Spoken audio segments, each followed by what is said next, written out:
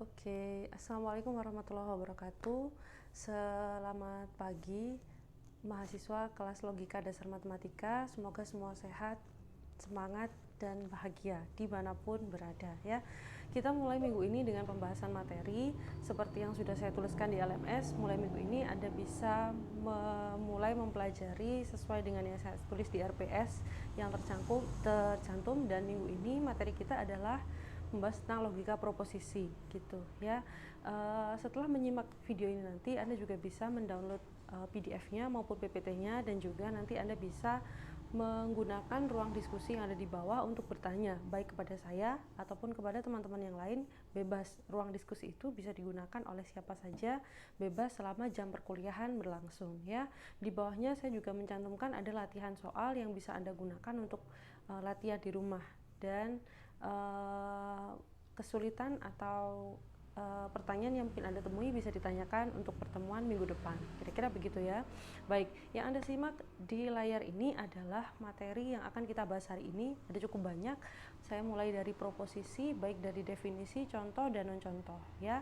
Kemudian proposisi tunggal, proposisi majemuk, operator logika, tabel kebenaran, dan translasi kalimat. Ini highlightnya. Jadi bagian depan ini semuanya hanyalah suatu pengantar gitu ya. Pada akhirnya nanti semua ini akan kita gunakan untuk mentranslasikan kalimat. Jadi kita ubah dalam bentuk kalimat ke simbolik maupun sebaliknya, simbolik ke kalimat. Karena memang seperti yang saya sampaikan ketika preview di minggu pertama, bahwa logika ini sebenarnya adalah mata kuliah yang sifatnya basic, dan dia akan kita gunakan untuk menjadi landasan bagaimana supaya kita di matematik itu bisa mentranslate yang dulunya masih dalam bentuk konkret ke dalam bentuk formal.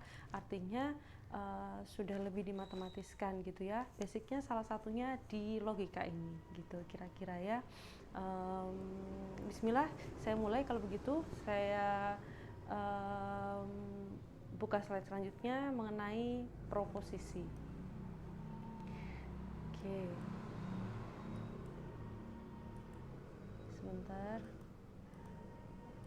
Oke, pembahasan awal biasanya akan selalu saya buka dengan pertanyaan, pernahkah Anda mengenal teorema Pythagoras gitu, dan saya bisa meminta Anda untuk meminta mahasiswa untuk menyebutkan bagaimana sih bunyi teorema Pythagoras gitu. Anda sudah boleh mulai menjawab ini di pikiran Anda masing-masing. Teorema Pythagoras itu apa sih yang selama ini Anda hafalkan gitu?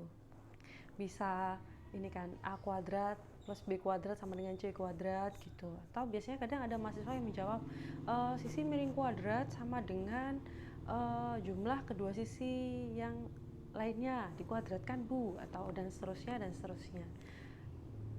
Beda, ada banyak ya, ada yang A kuadrat sama dengan B kuadrat plus C kuadrat dan seterusnya. Tapi kalau kita cuma ngomong A kuadrat, B kuadrat, C kuadrat, bendanya ini apa? Si A, B, C ini apa? Gitu. Kalau orang awam tidak tahu, berarti kan mereka tidak bisa menjawab gitu. Atau bisa juga kalau misalkan dijawab sisi miring kuadrat sama dengan jumlah dua sisi yang lainnya misalkan. Nah, sisi miring ini apa? Gitu. Apakah semua yang berbentuk miring itu berarti dia sisi miring gitu? Padahal kan dalam segitiga bisa jadi bentuknya itu miringnya beda-beda gitu kan ya. Nah, itu harus kita seragamkan.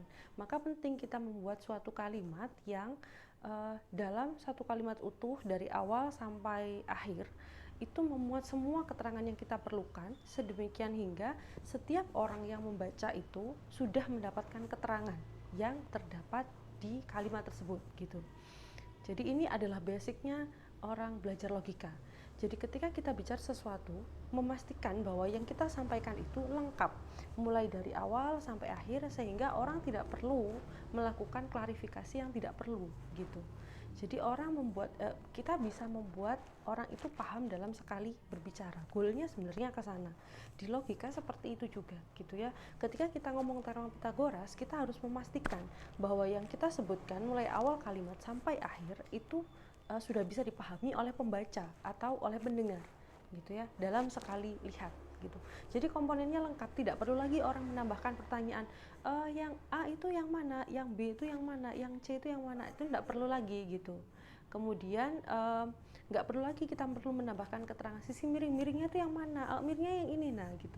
Berarti ketika kita kalimatnya sudah lengkap dan jelas, maka berarti kita sudah menerapkan kalimat logika dengan benar gitu. Kita buka coba ya, teorema Pitagoras yang sebenarnya bunyinya seperti apa. Nah ini nah ini teorema Pitagoras ya, sebentar. Nah ini dia ya, teorema Pitagoras bunyinya seperti ini. Untuk sebarang A, B, C elemen bilangan real, jadi R itu merupakan simbol untuk bilangan real ya.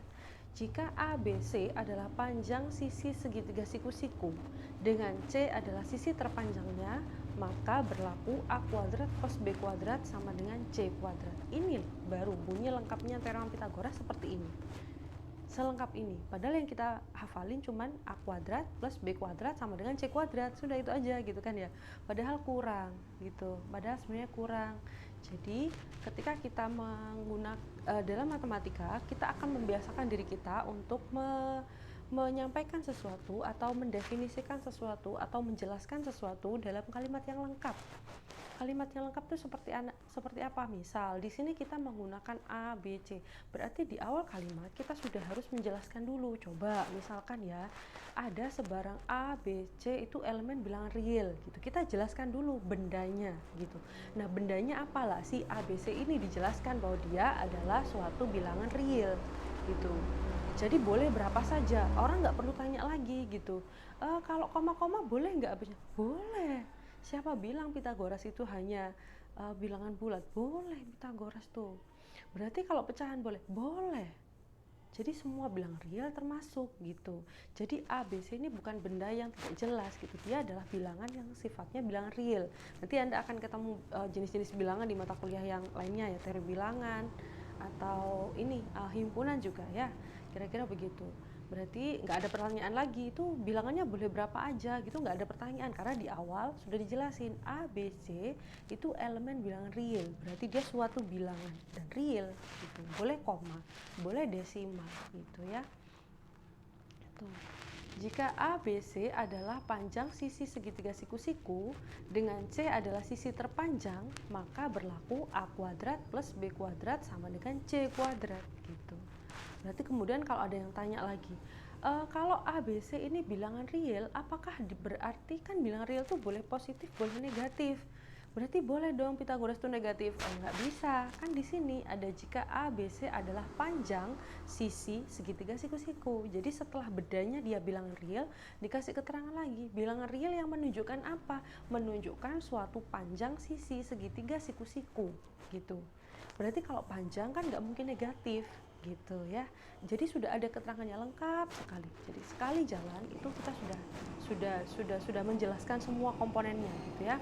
Panjang sisi segitiga siku-siku harus dikasih siku-sikunya. Karena kalau nggak siku-siku, teorema Pitagoras ini tidak berlaku gitu. Jadi harus pakai siku-siku gitu ya. Kemudian C-nya itu sudah saya deklarasikan. C-nya ini sisi terpanjang gitu yang biasanya Anda sebut sebagai sisi miring dan seterusnya itu. Sudah dideklarasikan, maka berlaku A kuadrat plus B kuadrat sama dengan C kuadrat gitu. Karena kalau C ini tidak diberikan terlebih dahulu atau tidak didefinisikan, tidak diklaim mana yang sisi terpanjang, berarti A, B, C semuanya boleh sebenarnya jadi sisi terpanjang, nanti jadi ambigu gitu. Jadi di sini saya menggunakan C sebagai sisi terpanjang, barulah berlaku A kuadrat plus B kuadrat sama dengan C kuadrat. Itu contoh yang sangat sederhana. Kalau di sini saya menggunakan sisi terpanjangnya adalah si A, berarti teorema Pitagorasnya bunyinya nggak begini. Maka berlaku B kuadrat ditambah C kuadrat sama dengan A kuadrat gitu. Bayangkan kalau cuma kita potong hurufnya saja, B kuadrat sama plus C kuadrat sama dengan A kuadrat. Sedangkan orang lain berpikiran bahwa C itu sisi terpanjangnya, maka teorema Pitagoras Anda nanti akan dikatakan salah gitu. Tapi kalau sudah kita ucapkan atau sudah kita sampaikan, kita tulis dalam bahasa yang lengkap seperti ini, maka tidak ada alasan lagi bagi orang lain untuk menyangkal apa yang Anda sampaikan. Loh ini sudah dijelasin gitu. Kira-kira begitu. Jadi basicnya logika itu seperti itu. Jadi kita akan membuat atau kita akan belajar struktur struktur kebahasaan yang lengkap, dan goalnya nanti supaya nanti semua yang kita sampaikan atau apapun yang kita pelajari, yang kita tulis nanti itu adalah sesuatu yang nantinya sifatnya sudah clear gitu ya, sudah clear, jadi jelas, runtut dan sistematis, seperti cirinya matematika itu sendiri gitu ya. Pengantarnya seperti itu, kita lanjutkan materinya setelah ini ya. Oke.